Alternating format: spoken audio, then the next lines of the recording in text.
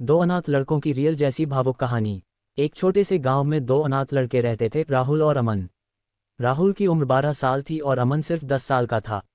दोनों बचपन से ही एक दूसरे का सहारा थे। उनके माता पिता अब इस दुनिया में नहीं थे। गांव के लोग कभी कभी खाना दे देते, लेकिन ज्यादातर दिन उन्हें भूखे पेट ही सोना पड़ता था।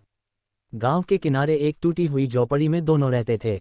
बरसात में छत से पानी टपकता और सर्दियों में ठंडी हवा अंदर आ जाती, लेकिन दोनों हमेशा एक दूसरे को हिम्मत देते। एक रात बहुत तेज बारिश हो रही थी। अमन ठंड से कांप रहा था। राहुल ने अपनी पुरानी चादर अमन को उड़ा दी। भैया, आपको ठंड लगेगी, अमन बोला। राहुल मुस्कुराया, तू मेरा छोटा भाई है, तेरे लिए मैं सब सह सकता हूँ।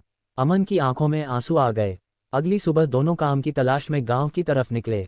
कोई उन्हें खेत में काम नहीं देता क्योंकि वे छोटे थे। कुछ लोग उन्हें दया से देखते, कुछ लोग मजाक उड़ाते।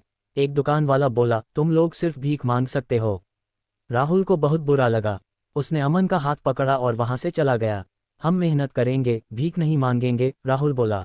दोनों पूरे दिन घूमते रहे लेकिन काम नहीं मिला। शाम तक उनके पास खाने के लिए कुछ भी नहीं था। भूख से अमन कमजोर हो गया। तभी सड़क किनारे उन्हें एक बूढ़े दादाजी दिखाई दिए। उनका फल का ठेला पलट गया था और सारे फल सड़क पर गिर गए थे।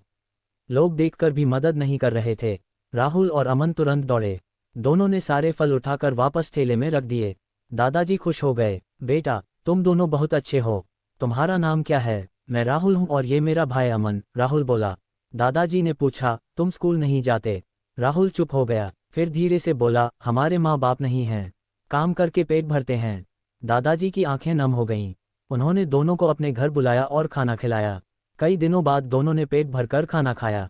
अमन खुशी से बोला, भैया, आज बहुत अच्छा खाना मिला। दादाजी ने कहा, अगर तुम चाहो तो मेरे साथ काम कर सकते हो। दोनों की खुशी का ठिकाना नहीं रहा। अगले दिन से दोनों दादाजी के साथ फल बेचने लगे।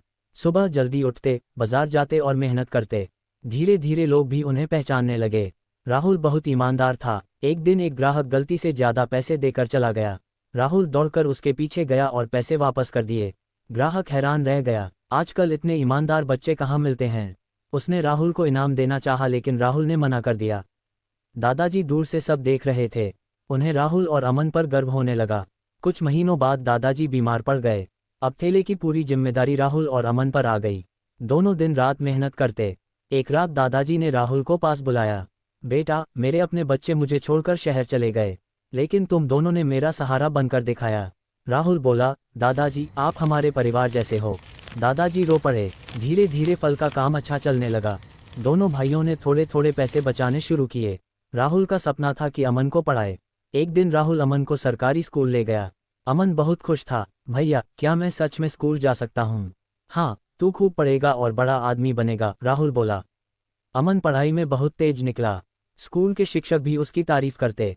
लेकिन जिंदगी हमेशा आसान नहीं होती।